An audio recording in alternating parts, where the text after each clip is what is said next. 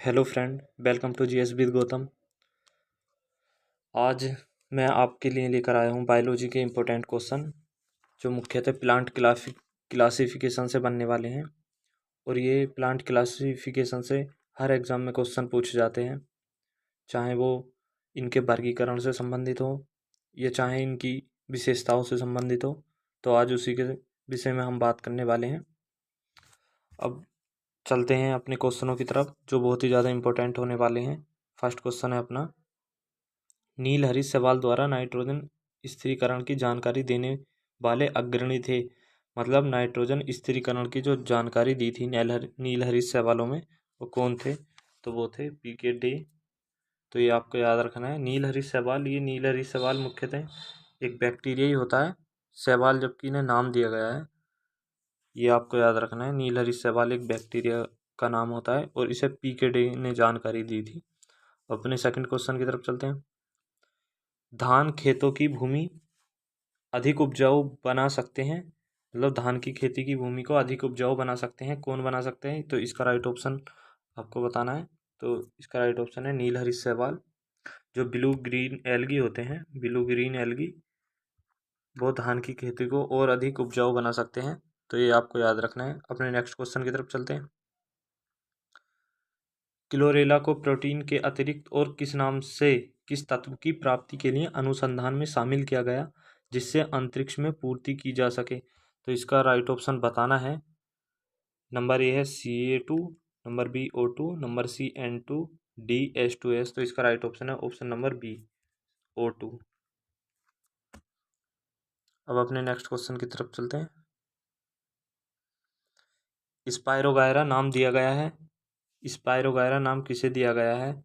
तो इसका right option होगा सर्पिलाकार क्लोरोप्लास्ट के कारण। तो इसको सर्पिलाकार क्लोरोप्लास्ट के कारण इसे स्पायरोगायरा नाम दिया गया है, जबकि नीचे के जो तीन ऑप्शन है वो सभी गलत हैं। स्पाइरलाकार पाइरोनाइड के कारण ये भी गलत है, सर्पिलाकार कोशिका भित्ति के कारण ये भी गलत है, और डी कोई नहीं ये भी गलत है। अब अपने नेक्स्ट क्वेश्चन की तरफ चलते हैं। भ्रूण नहीं पाया जाता, भ्रूण किस में नहीं पाया जाता है? शैवाल में, बायोफाइटा में, टेरिडोफाइटा में या जिम्नोस्पर्म में? तो इसका राइट ऑप्शन है ऑप्शन नंबर ए, शैवाल जो होते हैं उनमें भ्रूण नहीं पाया जाता है। तो ये आपको याद रखना है। नंबर नेक्स्ट पर आते हैं अपनी। स्वयंपोषी थैलोफाइटा को कहते हैं, स्वयंपोषी थैलोफाइटों को क्या कहते हैं ये आपको बताना है। तो इसका राइट ऑप्शन होगा लाइकेन। तो इसका राइट ऑप्शन लाइकेन होगा। जो अपना भोजन स्वयं तैयार करते हैं उन्हें क्या कहते हैं? उन्हें लाइकेन कहते हैं, जबकि फजाई, शैवाल और माइक्रोब्स ये तीनों गलत हैं। नंबर नेक्स्ट पर आते हैं। साइनोबैक्टीरिया नाम नया नाम है, साइनोबैक्टीरिया किसका नया नाम है? तो ये आपको बताना है। नंबर ए माइक्रोप्लाज्मा का, नंबर बी मिक्सोमासिटीज का, नंबर सी मिक्सोफाइसी का, नंबर डी साइजोमाइसिटीज का। तो इसका राइट ऑप्शन है ऑप्शन नंबर सी मिक्सोफाइसी का। मिक्सोफाइसी का नया नाम है ये। तो ये आपको याद रखना है। नंबर नेक्स्ट पर चलते हैं अपने। एल्गी से कौन सा उत्पाद प्राप्त होता है, यानी शैवाल से कौन सा उत्पाद प्राप्त होता है? मक्खन नहीं, मक्खन दूध से होता है। मोम, मोम भी नहीं होता, फल भी नहीं होते। तो अगर अगर प्राप्त होता है शैवाल से, अगर अगर ये आपको याद रखना है। नंबर नेक्स्ट पर चलते हैं। पादप रोग विज्ञान के पिता कौन है? पादप रोग विज्ञान के पिता कौन है ये आपको बताना है। जेई दस्तूर, नंबर बी बटलर, सी जेसी बोस, डी बीबी मुंडकर। तो इसका राइट ऑप्शन है बटलर। बटलर पादप रोग विज्ञान के पिता हैं, तो ये आपको याद रखना है। नंबर नेक्स्ट पर आते हैं। यीस्ट से बनता है, तो यीस्ट से क्या बनता है? ये आपने काफ़ी बार पढ़ा होगा। यीस्ट से क्या बनता है? NH3, अल्कोहल, दही, पेट्रोल। तो इसका राइट ऑप्शन हो जाएगा एल्कोहल। यीस्ट से एल्कोहल बनता है, यह आपने काफ़ी बार सुना होगा, एल्कोहल। अब नंबर नेक्स्ट पर आते हैं।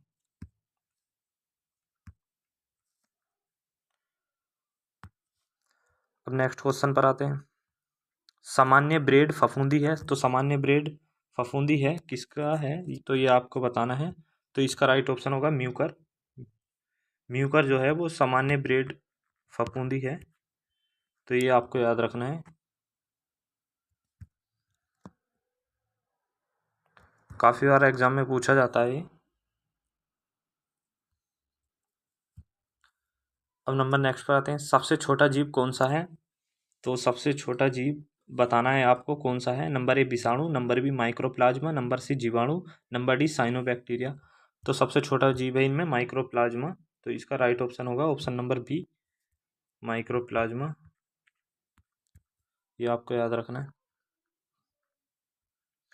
कवक तथा शैवाल का सहजीवन कहलाता है। जो सिंबल होता है फंगी का और एल्गी का, उनका सहजीवन क्या कहलाता है। तो उनका सहजीवन कहलाता है लाइकेन। लाइकेन कहलाता है। तो ये आपको याद रखना है। अब एक बात और मैं बता दूं, लाइकेन कहाँ पाए जाते हैं। लाइकेन पाए जाते हैं जहाँ पर पानी मतलब हल्की नमी होती है, वहाँ पर जो फिसलन भरी जगह होती हैं वहाँ पर लाइकेन ज़्यादा पाए जाते हैं, जिसको हम काई भी बोलते हैं। तो ये आपको याद रखना है।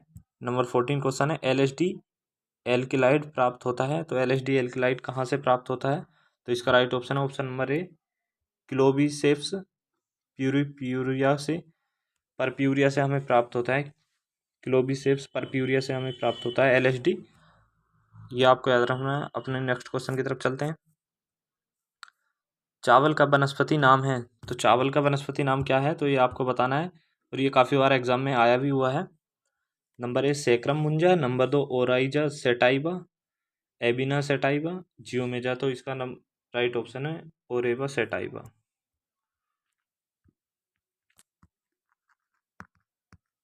तो ये आपको याद रखना है। अब अपने नेक्स्ट क्वेश्चन की तरफ चलते हैं। लाल मिर्च का वनस्पति नाम क्या है। तो जो लाल मिर्च होती है उसका वनस्पति नाम क्या है, ये आपको बताना है।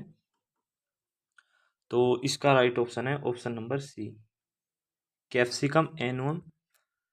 तो ये आपको याद रखना है कैप्सिकम। कैप्सिकम से याद रख लेना है आपको, क्योंकि कैप्सिकम मिर्च को ही कहते हैं। अब नंबर नेक्स्ट पर आते हैं, सूर्यमुखी का वनस्पति नाम क्या है।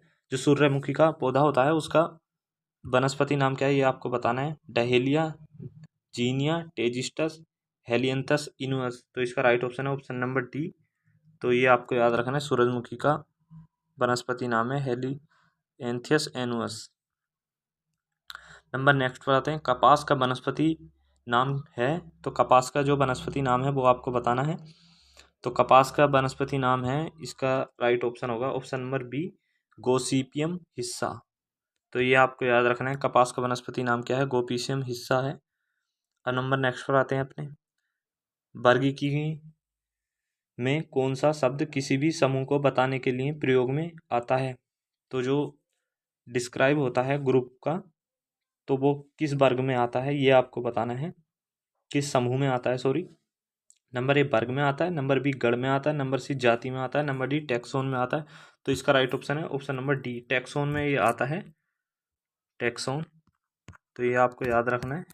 अब नंबर नेक्स्ट पर आते हैं, टैक्सोन का अर्थ है। तो अभी इससे पहले वाले क्वेश्चन में अभी बताया मैंने, टैक्सोन का अर्थ होता है वर्गीकरण या समूह का कोई पद।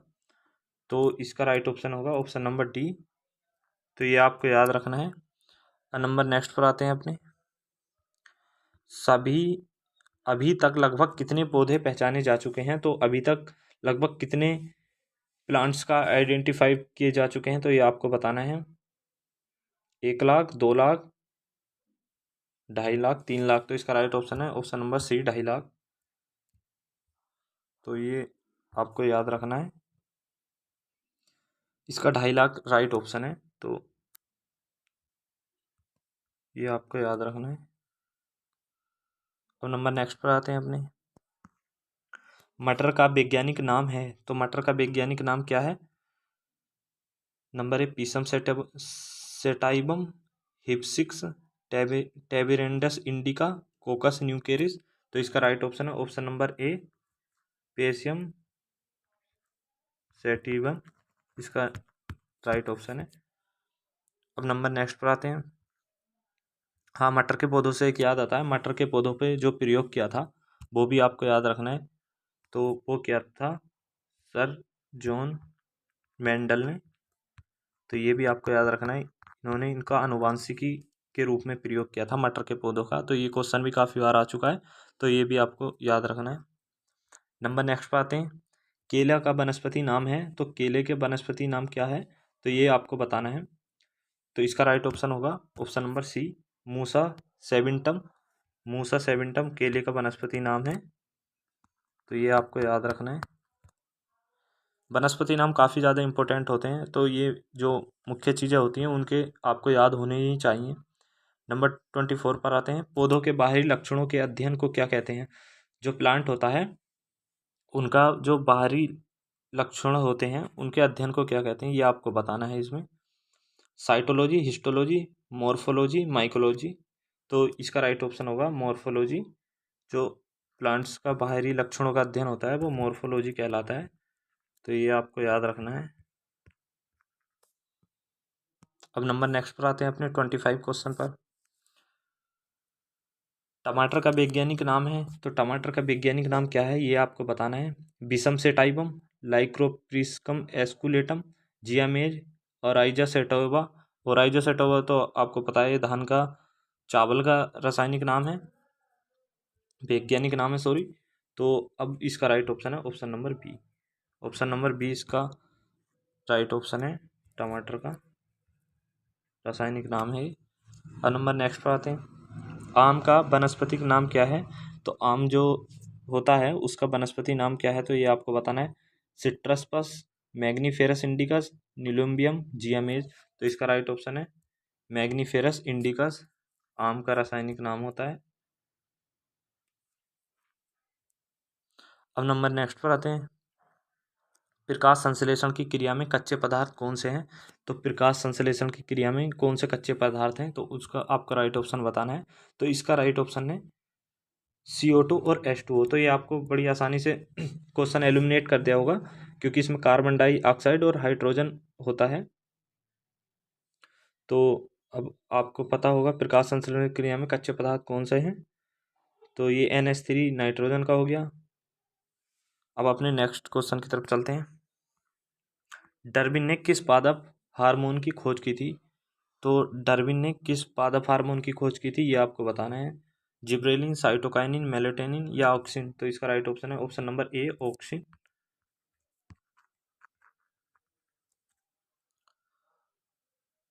अब अपने नेक्स्ट क्वेश्चन की तरफ चलते हैं,